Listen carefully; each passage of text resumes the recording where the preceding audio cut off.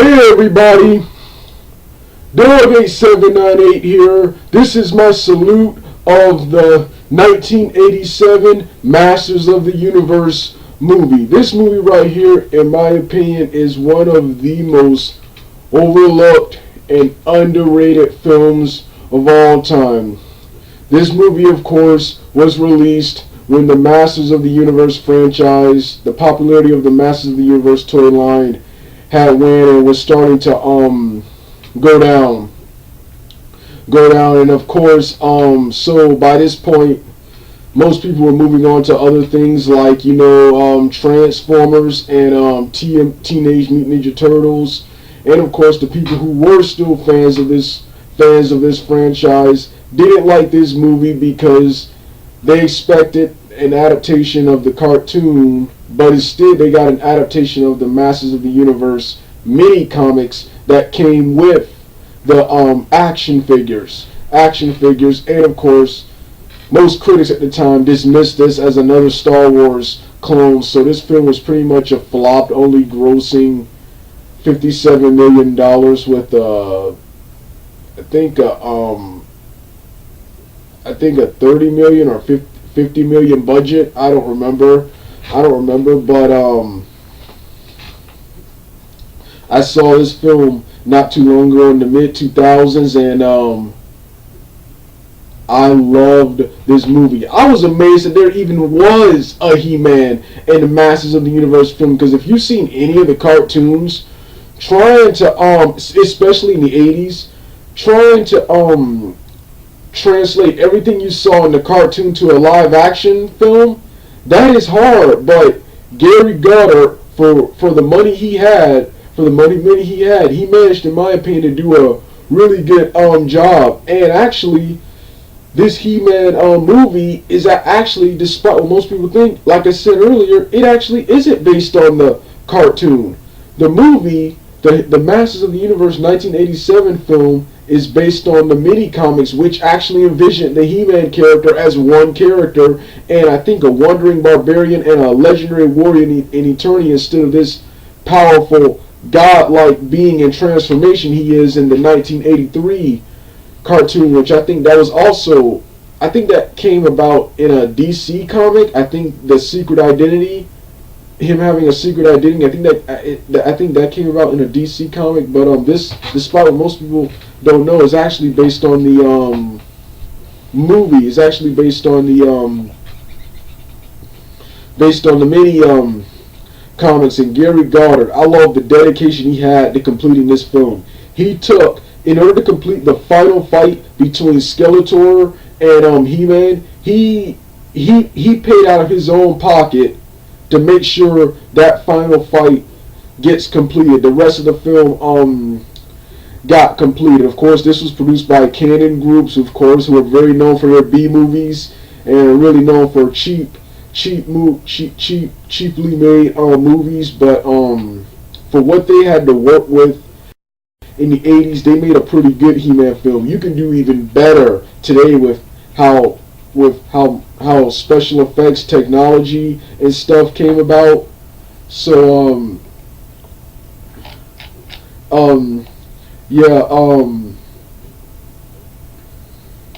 this film, of course, it stars Dolph Lundgren as He-Man. Dolph Lundgren really doesn't like this role too much. He appears not to like this role too much, but I thought this was one of the best things he was involved in. Not only did he look the part, he wasn't the best actor, but he was believable and he was sympathetic as He-Man.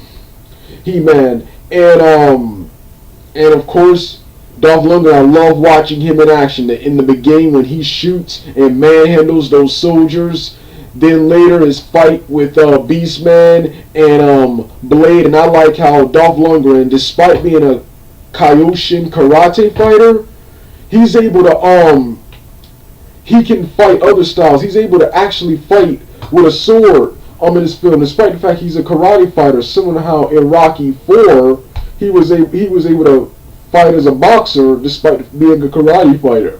And Universal Soldier, another film I enjoyed him in, he was more of a brawler wrestler in this type of movie, when once again he's a karate fighter. Frank Langella, he was awesome as Skeletor, and Frank Langella says playing Skeletor was one of his all-time favorite roles. He owned the role with so many powerful lines. People who usually hate this movie often praise his performance and say he was the best thing about the film. Skeletor, he was Frank Langella. He was energetic. He was intimidating as Skeletor. One of the great, my opinion, one of the most underrated, great old school bad guys. John Cypher, he was pretty much like, despite looking a little bit too old, he fit the part of the 1980s Man-at-Arms series. That character was serious, but they also made him comical for kids. In the 2002 series, he's a much more darker character, kind of like Batman.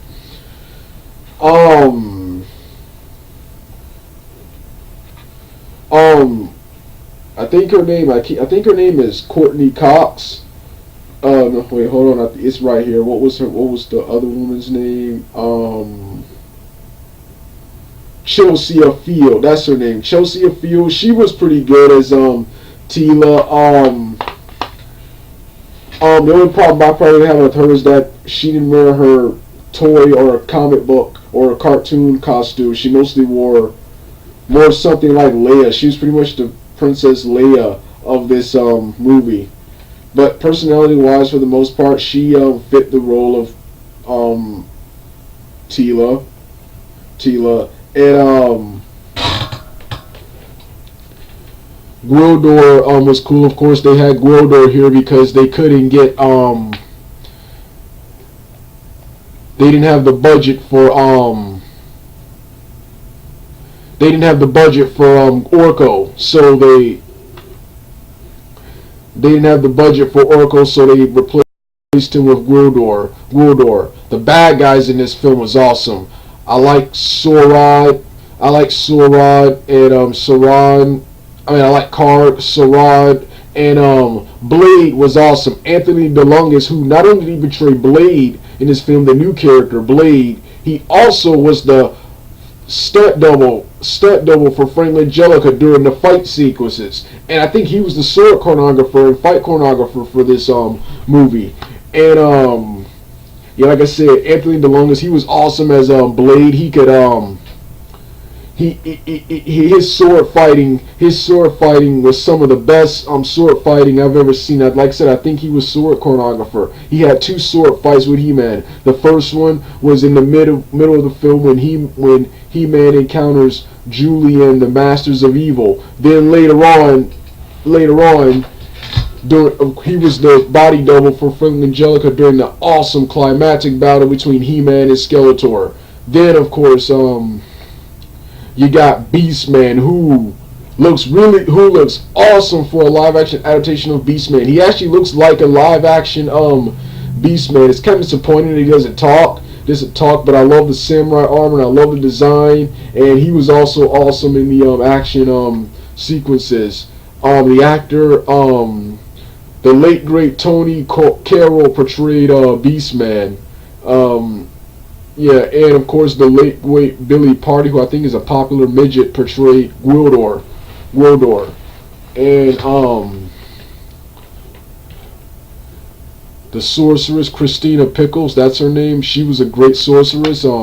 This was just such an awesome film, man. While being campy and kind of stupid at times and kind of gay, this film had lots of kick-ass action. It was fun. It was entertaining.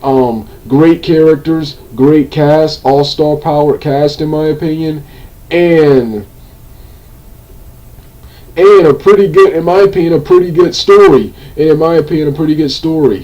Well, this was my salute of Masters of the Universe, man. I hope the reboot, whenever it gets made, it was just as fun and just as good as this was. Actually, even better. Have all the characters this time around. That's probably the only thing I don't like about this film, is that they don't have all the characters. And also, another thing I forgot, going back to the secret identity of He-Man. I also like how they envision He-Man as one person. As much as I love the Secret Identity, envisioning He-Man as one person was smart. Well, in my opinion. It is envisioning He-Man as one person is more believable. Is more believable than him with the secret identity. Even though the secret identity does give more depth to the character, so I hope the secret identity, of course, is in the newer He-Man movie whenever it gets made. Well, this was my salute of one of the most underrated films of all time, and that was the 1987 Masters of the Universe film. All right, Doug out.